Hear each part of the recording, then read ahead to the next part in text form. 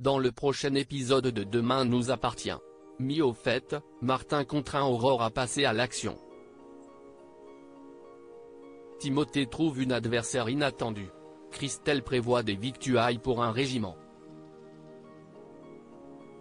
Attention, les paragraphes qui suivent contiennent des spoilers sur l'épisode de Demain nous appartient diffusé demain soir sur TF1.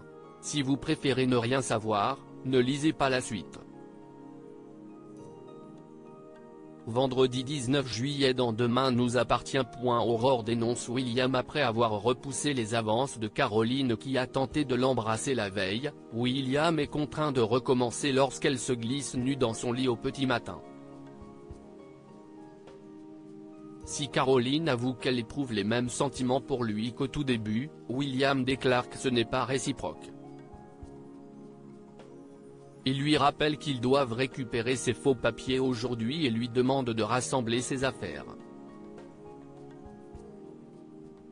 En effet, elle ne peut pas rester trop longtemps à Sète, au risque de se faire repérer.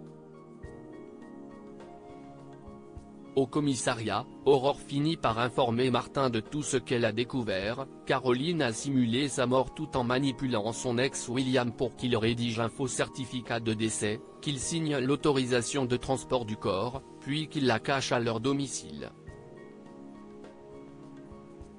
Martin reproche à sa collègue de ne pas lui en avoir parlé plus tôt. Il est à deux doigts d'interpeller William. Aurore propose plutôt d'aller fouiller à la villa, tandis que Sarah enquête à l'hôpital. Martin lui donne jusqu'à la fin de la journée. À l'hôpital, Sarah interroge Nord sur le décès de Caroline. L'infirmière raconte qu'elle est arrivée au moment où William venait de terminer la tentative de réanimation.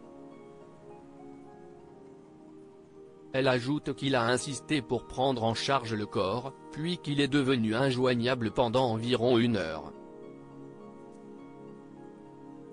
Nord suppose qu'il était sous le choc et qu'il s'est isolé quelque part pour évacuer la pression.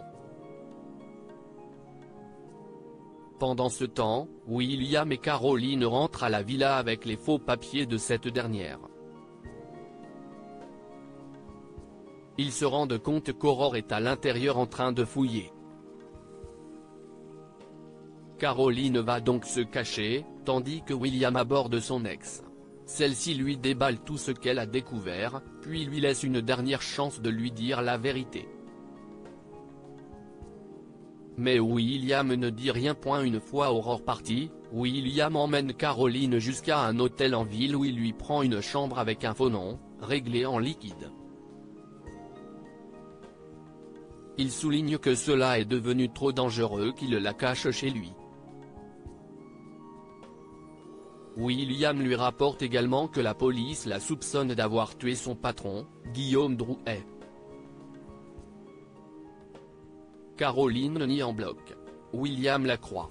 Il n'a aucun regret à l'avoir aidé même s'il risque la radiation. Après l'avoir enlacée, Caroline sort du véhicule. Au commissariat, Roxane informe Aurore que Caroline n'a jamais été la patiente de William. Ils ont donc dû se voir en privé pour mettre au point leur plan.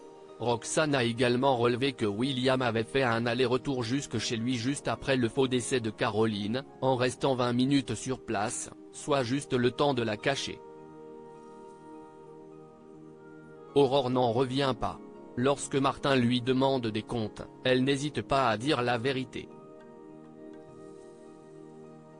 De son côté, William est rentré chez lui et a eu le temps de faire le ménage lorsque Martin et Damien frappent à sa porte. Ceux-ci déclarent qu'ils ont un mandat pour une perquisition, ainsi que pour l'interroger sur la mort de Guillaume Drouet. William rétorque qu'il ne le connaissait pas. Martin évoque alors son lien avec Caroline, tandis qu'Aurore s'avance pour défier son mari de continuer à mentir. Sylvain est sur le départ au Little Spoon. Nathan reçoit un message assassin de Charlie qui lui reproche d'avoir tout balancé à ses parents. Le jeune homme s'en amuse. Un peu plus tard, il passe chez les Moreno, où Sylvain est en train de finir de préparer sa valise, pour lui transmettre le cadeau qu'il a prévu pour son ami. Après quoi, Sylvain fait le point avec Bruno sur la procédure à suivre durant les interventions. De son côté, Christelle propose d'aider Marianne à décorer son nouvel appartement dès qu'elle y aura emménagé. Mais cette dernière ne partage pas vraiment ses goûts en la matière. Timothée cherche à séduire Rachel à la paillote. Timothée et Gabriel se lancent dans une 11e partie d'échecs. Et pour la 11e fois consécutive, Gabriel perd la partie. Après les avoir observés jouer, Rachel propose à Timothée de faire une partie contre lui. Il s'avère qu'elle la gagne. Gabriel déclare que son ami a enfin trouvé un adversaire à sa hauteur. Rachel est flattée. Un peu plus tard, Rachel raconte à Victor qu'elle a battu Timothée aux échecs, non sans s'en vanter. Très étonné, Victor va s'asseoir à la table de son fils et cherche à savoir s'il va bien. Timothée lui révèle alors qu'il a laissé Rachel gagner afin de la séduire. Victor est ravi qu'il retombe amoureux après Elsa. Timothée est tout aussi content et s'engage à ne pas reproduire les mêmes erreurs. Victor lui laisse entendre que sa stratégie a fonctionné car Rachel a pris la grosse tête. En fin de journée, Roxane se rend à la paillote où elle se rend compte que Timothée a un crush pour Rachel. Le jeune homme propose d'ailleurs une revanche à la serveuse, mais cette dernière décline car elle est trop occupée. Roxane propose de l'affronter à sa place, déclarant que Rachel semble trop superficielle pour lui.